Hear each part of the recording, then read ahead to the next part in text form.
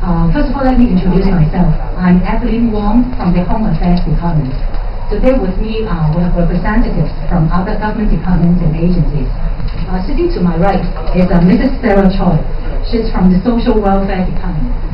The Social Welfare Department looks after supplies to guests in this hotel. So in the past few days, the lunch boxes, fruits and other supplies were provided by the Social Welfare Department. And to my left is Dr. Jamie Singh.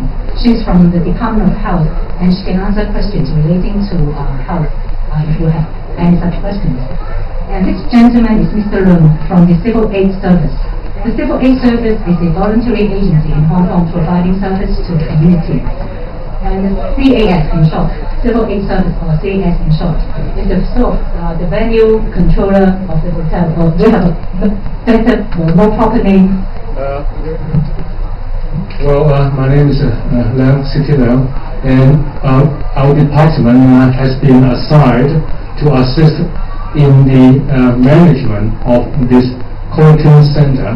Our main role is to coordinate all necessary departments to help ease your situation here and to help to provide all necessity to all the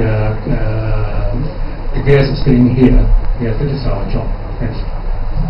Thank you, Mr. Leung. And the second thing that I must apologize is because of a venue constraint. This is the biggest venue in the hotel that we can find.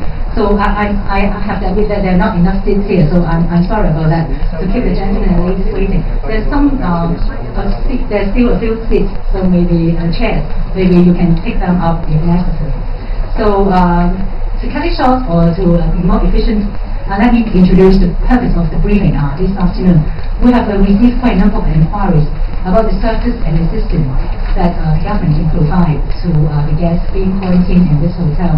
We fully understand that this quarantine has brought about tremendous inconvenience to all of you.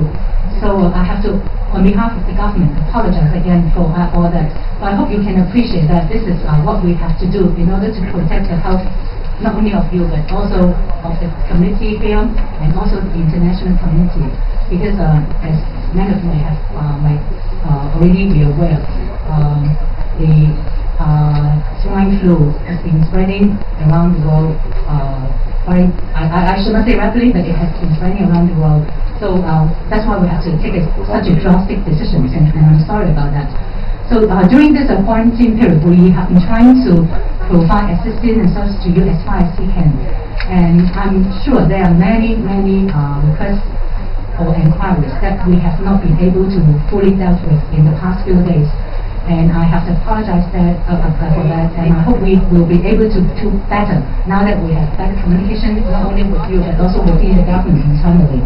So last evening, we have distributed a note to your room setting out some examples of the service or assistance that the government can provide, which is bilingual in both English and Chinese. And I understand that there are at least two major areas that you are very interested in or very concerned about.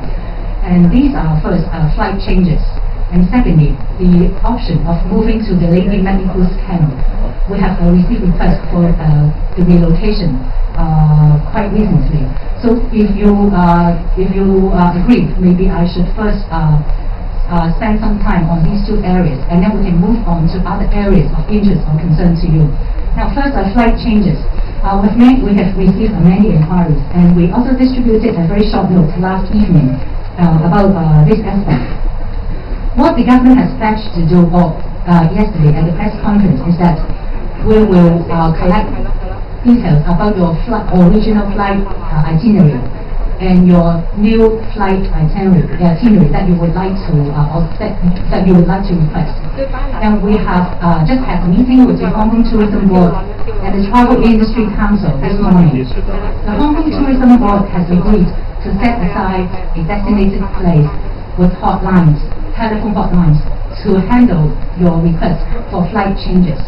So we will be distributing later today, probably this evening, two forms. The first one is for you to set out your original flight itinerary, and the second form is for you to provide the flight that you would like to request. The earliest you can fly off from Hong Kong will be Saturday, early morning or Saturday. So you mean if there is somebody of us catching swine flu now, we are going to stay another 8 days? Yeah. Let the doctor answer your question. Sorry.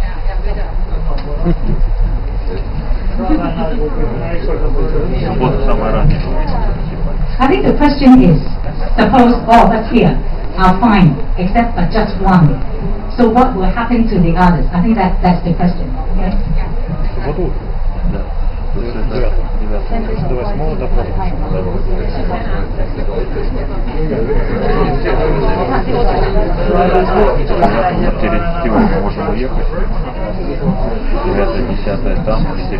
Well, I think it is a very good question, but at the present moment, I think that we need to further clarify with our medical experts. Please be patient. And because we are going to have a briefing every day, we will keep you updated about your quarantine period. I really appreciate your anxiety. Okay, I will jot down your question and just to make the question to the medical expert. But how come you are having a briefing after 4 days we've been here and you haven't think that we are going to put through this question? Yes, sure, because it is a new virus. We have no such experience before. It's slowing down. Everybody says it's not as bad as Sure. it is. I know your concern. We will pay attention to your question. Okay, we will shut out the answer on this aspect. Thank you. The gentleman over there, please.7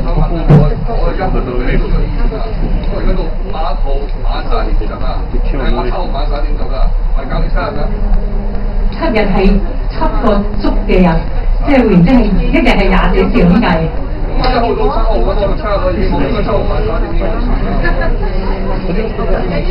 第一日 ，okay.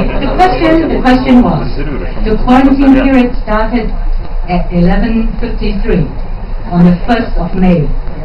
So this gentleman was suggesting that the 1st of May should be counted as one day.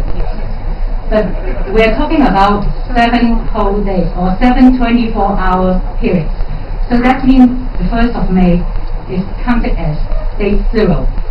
And we have to count 7 days onward or 7 24-hour periods from 11:53 p.m. on 1st of May. So the quarantine period starts at the point when this place is declared or designated as a place of quarantine, and that was at 11:53 p.m. on the 1st of May. So the 7 days period has to be counted from that point in time. Yes. Yes. Okay. Sir? Now, we will finish on Friday 11:30 or something. Where are we going to stay that night? That's all I want to know.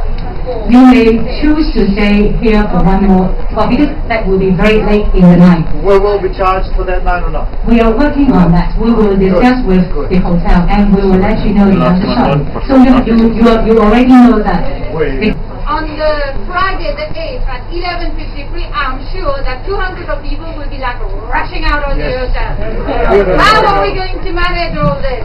Are we going to get a health report so we can get home? Because we've been put in quarantine. I don't want to have quarantine in my country as well. Huh? Yes. Yeah, thank you.